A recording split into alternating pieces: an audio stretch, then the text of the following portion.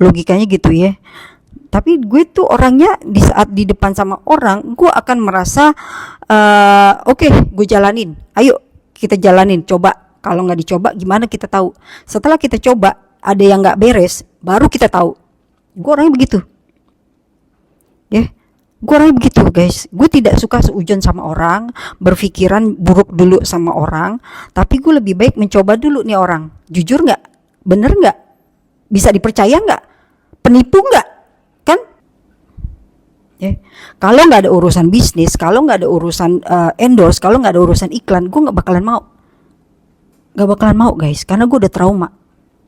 Karena rata-rata semua yang mendeketin gue itu adalah penipu.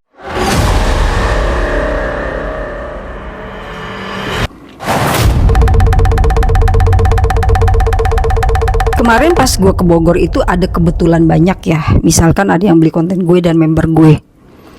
Masuk duit gue nggak berasa dan gue tidak merasa berat. Tapi sekarang gue merasa, gue udah merasa feeling, insting gue udah pakai main insting gue udah pakai main insting. Karena gini, gue adalah orang yang tulus, gue adalah orang yang jujur, dan gue orang yang polos. Gue orang yang bego. Gak tahu itu kelebihan atau kekurangan gue, tapi gue memang orangnya seperti itu. Makanya gue paling wanti-wanti, gue nggak suka ketemu orang. Gue kalau udah satu nih sama Dadan, udah sama Dadan aja. Karena gue nggak mau membagi hati gue, membagi kepercayaan gue, membagi kasih sayang gue membagi duit gue dengan orang lain. Karena rata-rata semua yang mendeketin gue itu adalah penipu. Kalau nggak ada urusan bisnis, kalau nggak ada urusan endorse, kalau nggak ada urusan iklan, gue nggak bakalan mau, guys, karena gue udah trauma. Ketika gue dianterin ke orang pinter itu, gue nggak ada pikiran macem-macem. Tetap tujuan gue adalah untuk ngelupain laki gue. Tetap tujuan gue adalah untuk ngelupain si Dadan.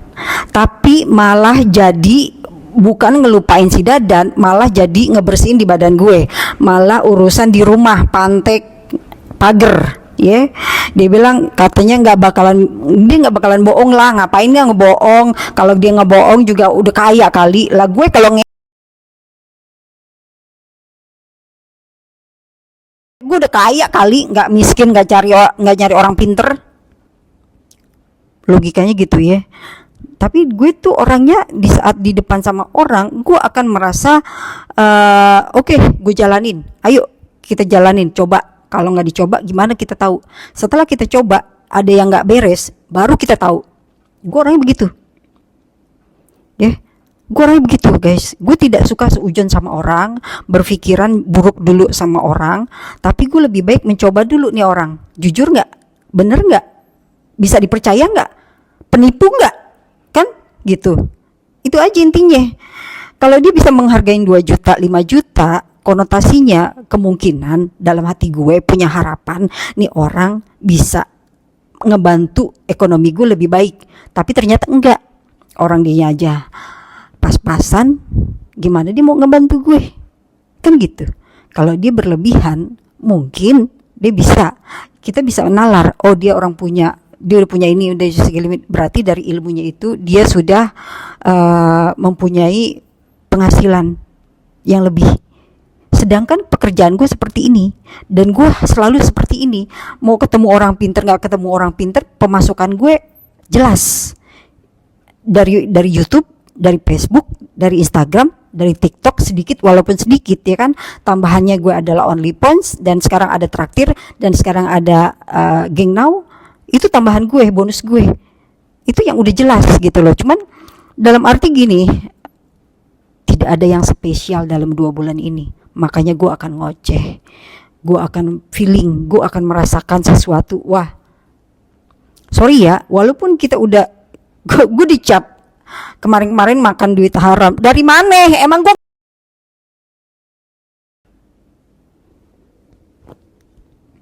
dari mana konotasinya mau uang haram tuh dari mana? Gue dari Facebook, dari YouTube, gue dari Traktir. Gue cuma duduk di depan meja dan gue cuma main HP itu ya. Dari mana gue duit haram?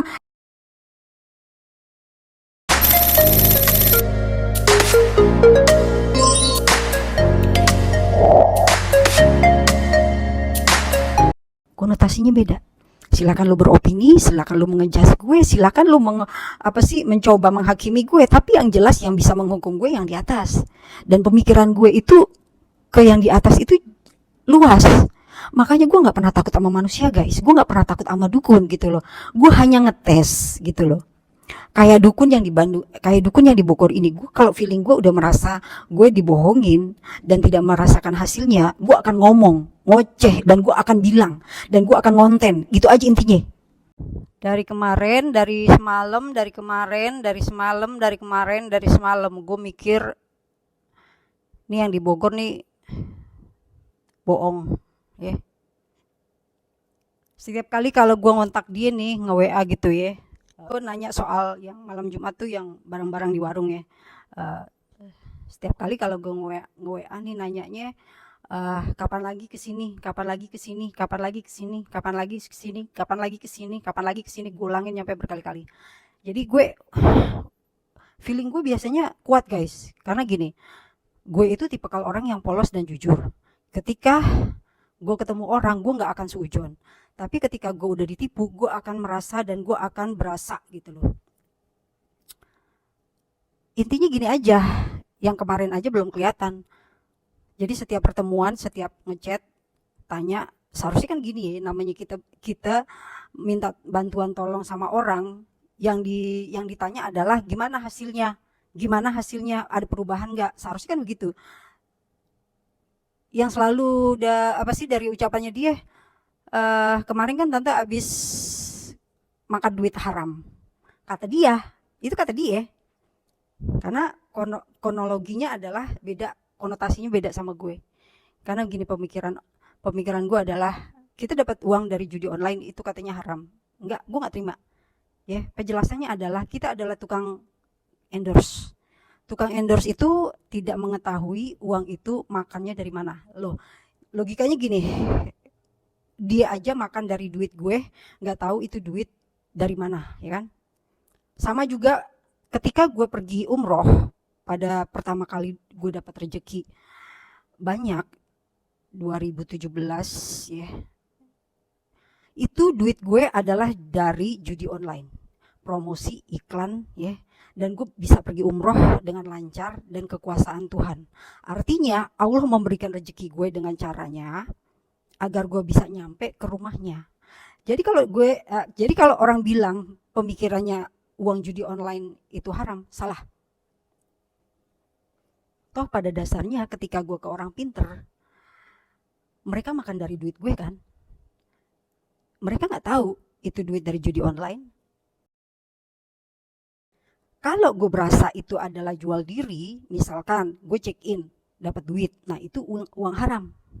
Tapi kalau gue merasa itu hanyalah endorse, kita kan endorse, mengiklankan, kita tidak melakukan kejahatan, kita hanya iklan, di mana iklan itu mempromosikan, nggak ada salahnya.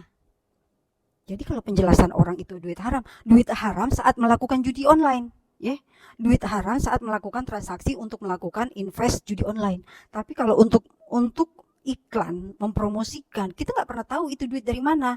Jadi selama kita nggak tahu, duit itu halal dan bisa dipakai untuk makan, untuk rumah tangga, untuk segala macam. Yang penting nggak begini, ya kan? Karena pengalaman pribadi gue sendiri, di saat gue berdoa itu kan dengan sungguh-sungguh dan dengan air mata yang murni gitu loh. Saat gue pergi umroh itu, uang yang gue dapatkan adalah dari endorse, buka tete, iklan ya, dimana gue tidak bersentuhan dengan orang, gue tidak berkomunikasi dengan orang, gue tidak menjual diri, dan gue tidak mendapatkan uang itu langsung dari orangnya. Ketika gue iklan endorse itu, gue tidak pernah mengetahui orangnya, apakah uang itu dari mana, kita nggak pernah tahu. Yang biasanya kita endorse itu transfer, ada produk, kalau nggak nunjukin gambar, udah selesai. Dibilang haram dari mana? Dibilang haram tuh dari mana konotasinya? Untuk pemikiran manusia yang picik, yang busuk, yang jelek, oke, silakan, bebas beropini. Tapi kalau urusan gue, karena gue udah merasakan diri gue sendiri pergi umroh dengan begitu lancar, ketika gue mengucap ya Allah, gue mau pergi umroh karena gue pengen sedoa apa supaya ada jawaban di sana. Bayangin, dalam jangka 1 hari itu gue dapat transferan 2 kali uang itu untuk endorse judi online 2017. Dan itu uang itu berupa, ya, nggak kecil, 15 juta, 20 juta itu nggak kecil, guys. Dan itu nggak masuk di logika, hanya kekuasaan Allah. Jadi apa yang Tuhan itu tidak sebusuk manusia. Tuhan itu maha yang luas pemikirannya, nggak kayak manusia yang pemikirannya lu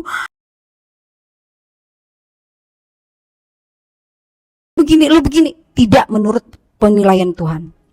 Ketika lu sujud di depan Mekah, lu akan tahu itu apa artinya. Karena Allah itu maha luas pemikirannya dibandingkan manusia.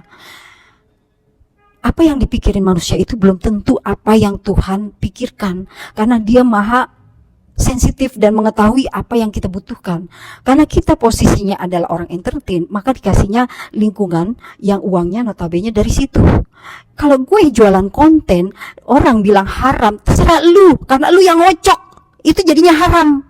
Kalau gue hanya menyebarkan, itu kan dosanya masing-masing. Kecuali kalau begini, ya. Paham?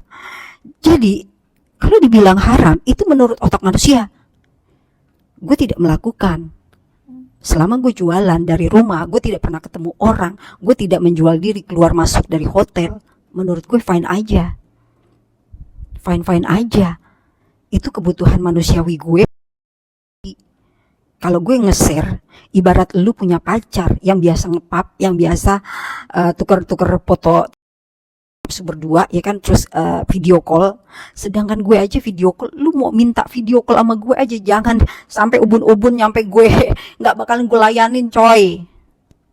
Nggak bakal gue layanin, karena gue orangnya pemikirannya panjang. Tapi selama gue sendiri, selama gue sama pacar, beda ya konotasinya. Gue sama pacar dan gue nge-share-nya itu hanya 1-2 orang, dimana dia mau ngebayar gue duit yang mahal karena dia sangat ngefan dan sangat membutuhkan video itu, dan dia sangat penasaran. Itu yang loyal, itu yang worth it, dan gue tidak menyebarkan ke semua orang.